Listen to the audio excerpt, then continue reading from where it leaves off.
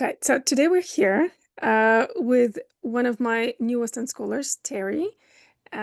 She joined us beginning of August, so it's not even 2 months yet. But we're going to talk about your experience learning Portuguese because you didn't start yesterday, and Uhum. how your experience has been within the Language Unschool. Terry, como está? Vou ainda não. Boa. Terry, before we start, you know how I always would watch, American films and stuff, and people will say in the courts, films, trials, I swear and I solemnly swear, whatever. So now I want you to not swear, but no, it's not about swearing, but it's about saying you swear you're not yet fluent, but you're fluenter than you were yesterday. Can you say Mhm. that? I'm not fluent, but I'm fluenter than I was yesterday. Okay, we're butchering the English language, but it doesn't matter. Be- Because I think the whole point is not this is not about perfectionism. It's just showing the progress and celebrating it. And Mhm. instead of me waiting, 2 years, it may take you 2 years that we work together. I don't know. But the Mhm. point is, if you think, if I tell you for sure, Terry, it's going to take you 2 years, you're just gonna, I'm just going to enjoy the sun, travel, whatever it is you Uh-huh. want to do. Instead is, wow, you only 2 months and you have achieved so much. So before we get into that, the last 2 months, I would like to hear from you, Terry. Share with us um, why you even bothered to learn Portuguese when you moved to the Algarve, which is an area where a lot of English is spoken. I know initially you didn't move to the Algarve, but still, why did you care? Well, a bit about our story. I've been here with my husband for 7 years. Before we set foot in Portugal, we did an online program. I really didn't want to learn the language. I didn't really want to move here. We were traveling full time as house and pet sitters, and I wanted to stay nomadic. My husband wanted to semi-settle down and travel from here. Well, you learn Portuguese. Spanish was hard enough. I'm not learning the language. Here we are 7 years later. So we were in on the Silver Coast, signed up with a teacher who I heard good things about, did a year of private lessons. Then we found that we stopped with her. It got a little overwhelming. And she really introduced us to very good pronunciation, I think. And I think our pronunciation is really good. And so then we worked with a one-on-one in-person tutor for a while. And then COVID happened and everything stopped and, we couldn't do anything. But having studied Spanish, when I first looked at the Portuguese verbs, I said, oh, this is really going to be easy. The verbs are all very similar. I understand conjugation. And then I heard you all speak and said, what? What are they saying? So then we moved to the Algarve. And I'm the kind of person that if I'm not actively studying something, I do nothing. And I get lazy. And I know you all speak English, so that's the easy way out. So we got to the Algarve, and I said to my husband, let's go into the A1, A2 government classes that the government offers free because we wanted the coveted A1, A2 certificate to apply for citizenship or permanent residency.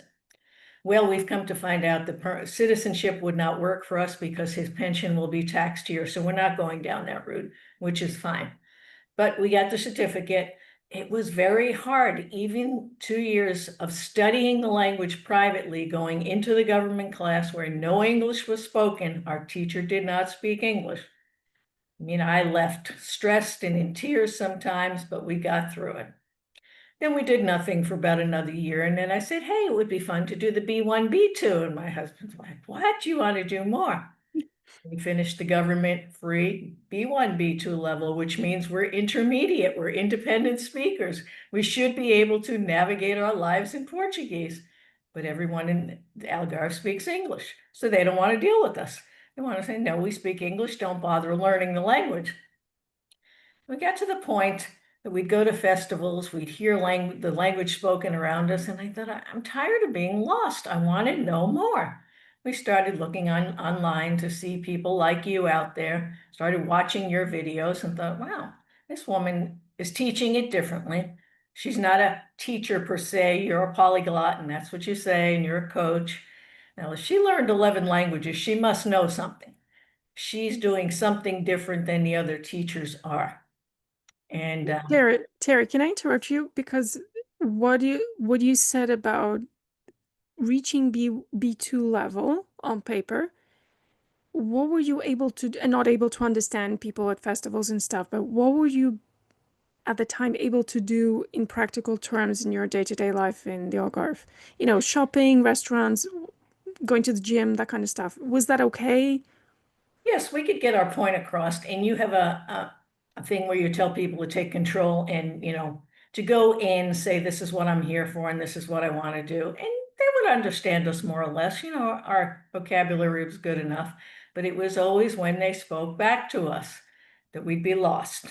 I hear this all the time. Yeah. Yes, and that's why we came to you.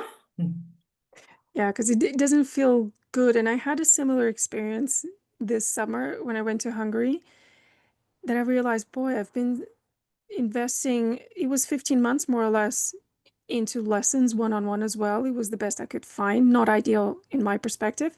And I went to Hungary and I was a tourist and I was like sweating about basic things like, oh, how do I order that? And how do I ask for a ticket? And all these things that I started learning Hungarian to put myself in my unschoolers' shoes for different reasons, not for specific reasons, but still, I was like, it's not fun. And I never liked being a tourist. Usually I move to the country and I stay there at least a year to Mhm, really have a better sense. And then I get more time to develop my language skills.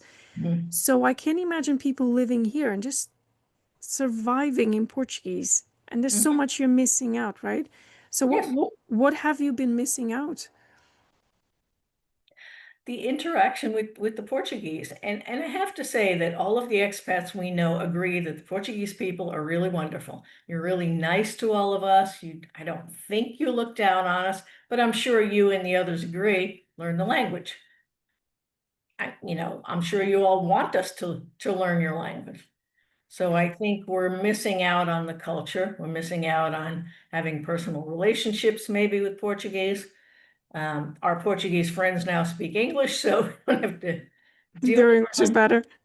But I I, think people have no idea how long it takes to learn a language. We meet new expats all the time that come to these expat meetups and, oh, I'm going to learn a language in a few months. I can use AI, I can use all these magic tools out there that promise to get you fluent in 3 months. And you know that it's not possible with all the languages you've learned. And I like about you that you said, even though you've learned these languages and you happen to be good at languages, you did put in the time and effort. You didn't just wake up one day and you spoke 11 languages. yeah, it takes time. And even, I don't speak them all to the same degree, of course. And even Mhm, Hungarian, I tried by myself and then I was like, I can't do this. I can't and I don't want to. mhm, So yeah. And I think I'm not sure what the whole country says about you guys should learn the language, but I certainly know I say that. Obviously, I have interest in it, but it's more about I know the difference it makes because I've experienced when I moved to the Netherlands, when I moved to Poland, even England. mhm, I realized, okay, I've been studying English all my life, and yet people are not understanding me. A lot of the times I would expect them to understand me, and me not perhaps understanding the accent because I was in the mhm. north of England, but it was the other way around. I was like, wow. And then different words and concepts, even about meals, simple things that I didn't learn it that way at school or even the after school stuff that I was doing. So yeah, it opens up so much. Another thing, we're here as retirees, as most of the Americans and other expats are. So we've used the private healthcare system, but someday we may end up in a public hospital where most of the people around us don't speak English, or God forbid, a nursing home or something like that. You know, we don't want to be sitting there not being able to interact with people. That's part of this too. And it sounds kind of morbid, but hey, it happens. Life goes on and we all get older and we can't stop the aging process, but maybe we can do something about it and integrate into society. And we lived in South Texas before this, and I was that person that my last job, I worked in customer service in a medical equipment company, and the Mexicans would come in and say, "Hello, do you speak Spanish?" Stupid Mexicans, learn the language. Here we are, the stupid Mexicans for saying. I'm glad you're saying that about the morbid situation of ending up in a nursing home because glad in a way that I didn't have to say it because it's something I have thought, but I don't know if people considered or even dare saying it out loud. So anyway, so okay, you seemed pretty desperate when you came to me beginning of August, and you were very determined, and you have progressed quite quickly throughout the first phase of the program, Portuguese Start, and you just started the second phase, Portuguese Plus. So can you tell us a bit about how was it for you, Portuguese Start? Which, let me explain, the focus is on listening, really training your ears to how we really speak. And that's another reason why I chose this program, because you're focusing on listening first. And I was never into listening. You know, people say, watch TV, watch the news, watch this, watch that. And I would watch 10 minutes of it and think, "Ah, I don't understand anything. So why bother? Why put in the effort?" And I started watching a series years ago called Bem-vindo a Paris. And I started watching it again a few weeks ago. Every morning I watch one episode for 45 minutes while I'm drinking my coffee, and I don't understand it all, but the characters are very animated. And it came to me one morning that this is exactly how we learn our first language. We're sitting wherever, we're a 1 year old, 2 year old, 2 years old, hearing parents talk around us. We don't know what they're saying. We're hearing sounds, not words. But little by little, we learn dog or mama or cat. And I've never allowed myself to be uncomfortable in that situation and get through it, like we all had to when we were babies, to understand it eventually as we went on. So now I'm in that situation, and you're telling your unschoolers that, you know, to listen, to be uncomfortable, and that's okay. We will get through it, and we'll hear a few little words and then a phrase. So I'm allowing myself that experience now, where before I would just turn off, you know, the TV or whatever I was watching and say, oh, this is stupid. It's Yeah. never going to work. I'm stupid. I'm never going to learn the language. And you're not. The difference there is that in Portuguese Start, I am mindful about the fact that I'm not teaching babies. I am teaching adults. And that's why in the first module, you get more of a theoretical part, introduction to the language, and certainly a logic to as to how we speak. And then you get into the more free flow listening. And one really interesting thing you said when you finished Start was that you stopped translating in your head when you Yes. were listening to people. Can you tell more about that? Do you remember a specific situation? No, I just realized listening to you on the videos, and you speak slowly and then you add to it and you speak faster, and the way you do it is brilliant, and it really is understandable. And my husband's going through this now, and he's just on his first videos and agrees that you are understandable. And just one day I realized I'm not telling myself, oh, I'm hearing this word or this phrase, and I stopped doing that. Doesn't mean I understand it all, but when I'm out shopping, when I'm in the gym and I'm listening, I'm thinking, okay, just listen to the overall context and pick up what you can, and don't tell yourself she said this or he said that. So I guess that's the first big step that I've made. And it feels small, I think, in a way. It seems small, but it's so big because and that's what a lot of people report back. They stop translating in their heads. And because in English, when you listen to people speaking, especially in English, if you think about it, people are not saying, "What did you do Yes. yesterday?" So, but you understand the message of Mhm. what they're saying. So it's really good when you start having that same feeling in another language. And Um, I also like the way you got into the anatomy of the language. And we actually watched YouTube videos on learning English, because English and Portuguese are stress time languages, and we do the exact same thing. I don't mhm. say I am going to the store. I say going to the store, you know, for groceries or for food. And if you're not a native speaker, you don't know what that means. Mhm. So that you explain the language, and I'm starting to see from your program why I don't understand. Because you're not speaking in words, you're speaking in groups of words and sounds that are married together. Yeah, and this is really just the beginning. And Terry, in terms of you just had it's a bit cheeky of me to ask you, but you just had your first live chat, so the live sessions we have within Portuguese Plus. How was it for you? Because it's a lot going on that first live chat, but It was good. I felt comfortable with all of the other students. I Mhm. did not feel afraid like I was when I had to face you one-on-one for some of the live talks. But Mhm. and that's another reason why I'm here. I always relied on my husband to do the talking in Spanish and now in Portuguese. And I said to him when I decided to do your program, I said, I want to face her one-on-one and talk to her in Portuguese and feel lost and say, okay, I don't understand you, so I can't say to him, hey, what did she say? Which I Yeah. would always do. Yeah. So now you're a few steps ahead of him. So what about your pronunciation? Because it's something, it's always work in progress. Um, but at some point you send me an email saying you never really got a lot of, like, the teachers you've had, as amazing as they were, it seems like no one took the time to stop and give you the proper feedback. No, they never corrected the pronunciation. And there are people out there that don't understand the nasal sounds, that you don't pronounce the M at the end of a word. Mm, The S's, why are some S's a sh and some are a Z sound? mm, These are things I questioned right up front and said, tell me this. I want to know the rules. You know, what's going mm, on out there and what am I hearing? The R sound, which is not like an R in English at the beginning of the word.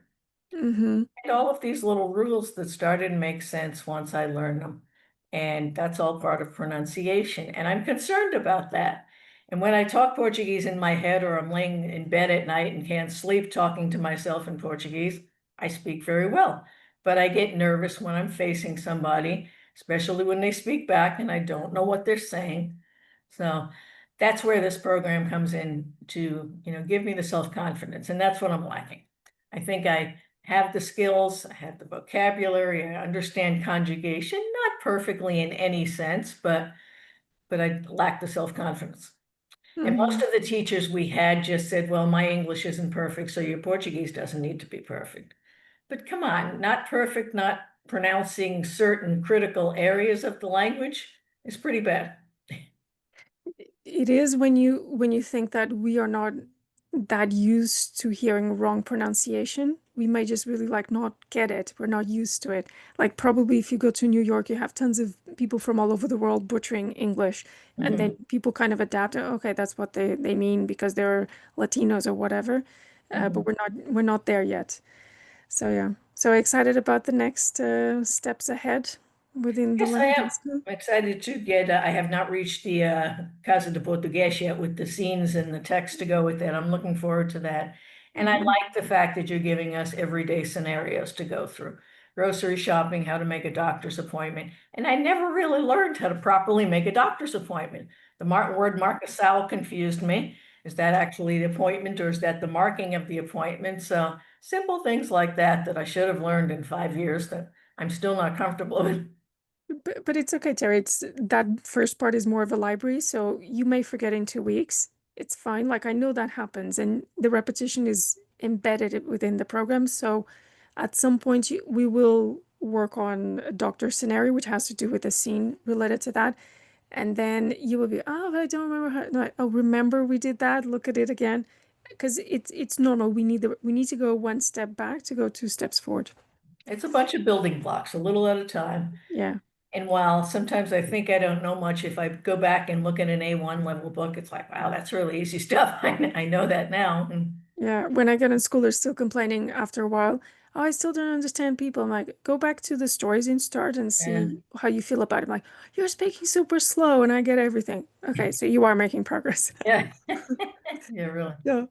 Terry, thank you so much for showing up here and sharing a bit of your experience. I hope it um, excites people to learn the language whichever way you want to do it. Of course, Mhm. I'm biased to say the unschooling way is the best way, but hey, uh, and Well, no one is doing it like you're doing. I mean, everyone's doing the textbook with the conjugation and the boring stuff, and we all want to do what you're teaching, and you're breaking down the language and showing us exactly what we need to focus on, the listening first, and then you do get into the grammar, of course, and the conjugation, but you're doing it in a different way to make it memorable, like adding the little pictures to the verbs and stuff.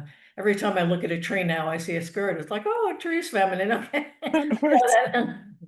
Yeah, it's all these tricks, that I've learned or heard from or whatever throughout the years with all the languages. But really, I think the traditional way, it may serve some people. I don't know how far they would go, but I mean, on the other hand, I also learned a lot of languages the traditional way. So I just think this is more fun, to be honest. Anyway, Okay. and I think a good reminder for people to see this is not a fluency in 3 months or whatnot. It does take time, but it's good to stop and recognize how far you've come. So, Terry, thank you so much. See you next week. Okay. Chat. Okay. Bye. Adeus.